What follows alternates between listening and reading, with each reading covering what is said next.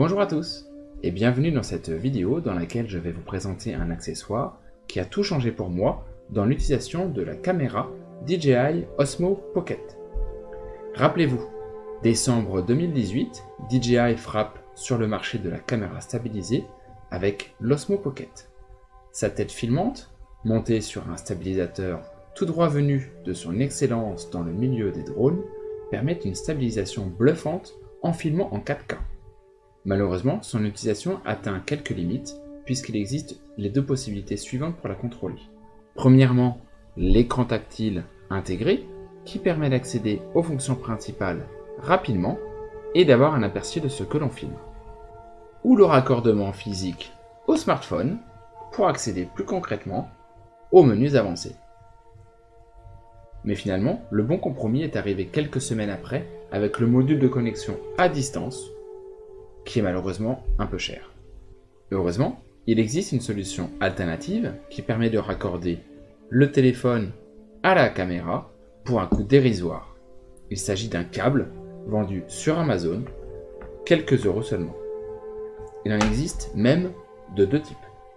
Regardons ensemble leur utilisation. L'Osmo Pocket est équipé de deux connecteurs.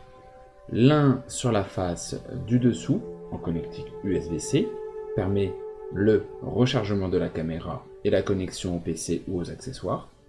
Et l'autre, amovible, permet le raccordement au téléphone. Les câbles que je vais vous présenter maintenant permettent le raccordement de la caméra au téléphone avec l'une ou l'autre de ces interfaces. Testons d'abord le raccordement avec le port du dessous. Ce câble présente une connectique USB-C d'un côté et Apple Lightning de l'autre. Il est disponible en différentes longueurs. Pour ma part, je l'ai acheté en 2 mètres. Il suffit tout simplement de raccorder le câble en dessous de la caméra, puis sur le smartphone, et comme lors d'un raccordement direct, l'application DJI s'ouvre sur le téléphone et on peut contrôler la caméra. Attention à penser à déconnecter l'accessoire de raccordement pour autoriser la connexion.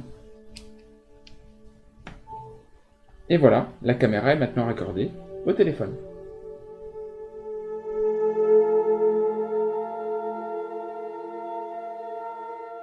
Le deuxième câble, quant à lui, utilise l'accessoire physique de l'Osmo Pocket.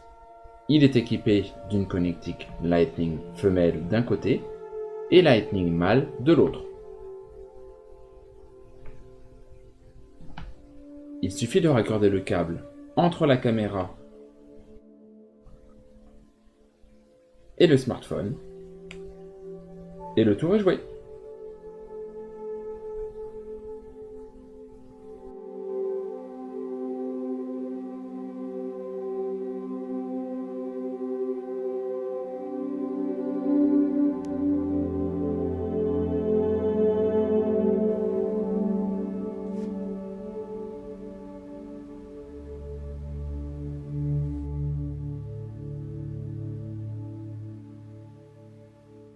Merci à tous d'être restés sur la vidéo jusqu'à cette deuxième partie, dans laquelle je vais vous présenter deux cas d'usage de l'utilisation de ces câbles pour l'Osmo Pocket. Le premier consiste à la réalisation d'une séquence vidéo sur ma trottinette sur la piste cyclable du canal de l'Ourcq, entre Paris et Pantin. Pour cela, je choisis d'installer la caméra sur mon casque. J'aurais aussi pu choisir le harnais de poitrine pour fixer la caméra. L'Osmo Pocket est maintenant fixé sur le casque. Avec le cordon raccordé au smartphone, j'ai maintenant la visualisation en direct de l'image. Je peux donc ajuster librement la tête de la caméra et démarrer comme je le souhaite la prise de vue.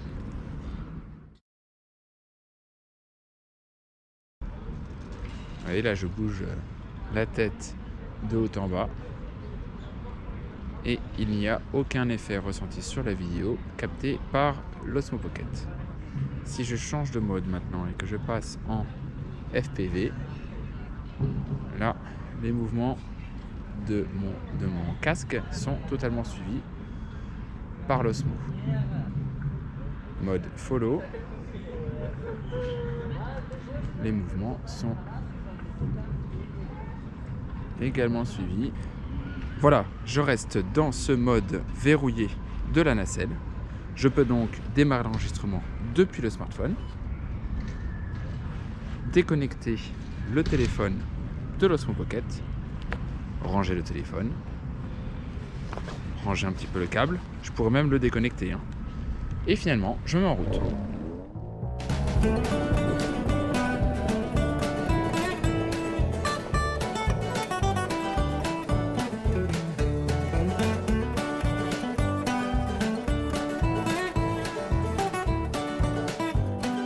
Ici, vous l'aurez compris, l'utilisation du câble de déport de l'Osmo Pocket vers le smartphone permet de contrôler la caméra, son angle de vue et le choix de la stabilisation de la nacelle lorsque vous ne pouvez pas voir l'écran de contrôle intégré. Voyons désormais le deuxième cas d'usage de sa câble de déport en situation. On se retrouve donc dans Paris sur le pont des Invalides pour tester l'autre usage d'utilisation du câble déporté pour l'Osmo Pocket, et il s'agit en l'occurrence de réaliser un timelapse. Allez, c'est parti pour l'installation. Donc dans cette configuration, je vais positionner l'Osmo Pocket sur son accessoire de fixation horizontale pour prendre tout le champ de la scène et embrasser ce paysage sur un timelapse qui durera une demi-heure. Alors l'avantage d'avoir notre câble, c'est de pouvoir démarrer et contrôler le départ et l'arrêt du timelapse depuis un écran un peu plus confortable que celui intégré de l'Osmo Pocket. L'Osmo Pocket est maintenant démarré. J'ai son écran en visu sur l'iPhone et je vais pouvoir choisir la fonctionnalité timelapse. Il s'agit dans un premier temps de sélectionner la durée entre deux captures, 2 secondes, 3 secondes, 4 secondes, 5 secondes, 6 secondes, 10 secondes, 13 secondes. Je vais rester pour ce test sur 2 secondes pour une durée de 30 minutes. Et j'ai choisi maintenant la trajectoire. Voilà, le point de départ est sélectionné. Je retourne sur le petit menu et le voilà. Je sélectionne ensuite un deuxième point que je vais conserver en plan horizontal et j'ai cliqué sur ajouter. Voilà, mon timelapse est sélectionné avec le simple clic du doigt sur exécution. L'Osmo Pocket lance sa capture.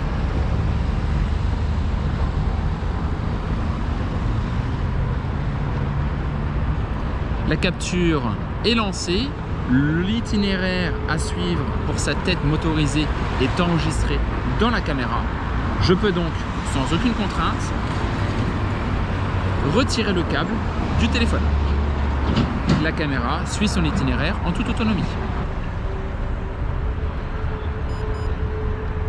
Et voilà, la prise de vue timelapse avec l'Osmo Pocket vient de se terminer.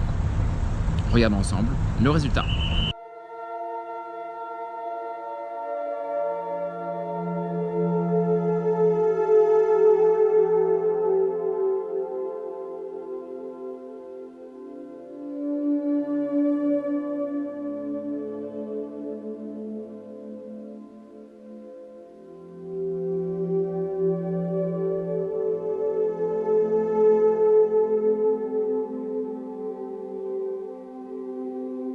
Bon, là c'est très bien, vous allez me dire, mais avec cette séquence, j'aurais tout à fait pu réaliser la même scène sans la rallonge câble qui relie l'Osmo à mon téléphone, tout simplement en configurant avec ma main le point de départ de l'Osmo et son point d'arrivée.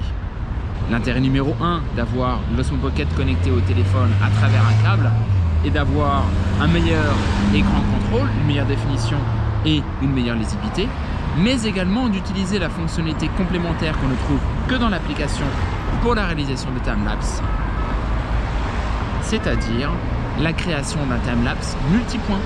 Je m'explique.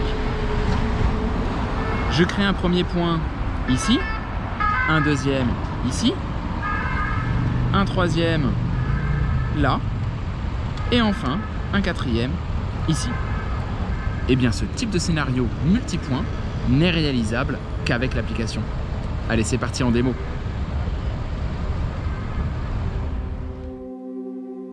Voilà, cette vidéo est maintenant terminée. J'espère qu'elle vous aura été utile et qu'elle va vous permettre de vous servir encore mieux de votre Osmo Pocket. Si c'est le cas, n'hésitez pas à liker la vidéo et à vous abonner à ma chaîne pour être informé de mes prochaines publications. À bientôt!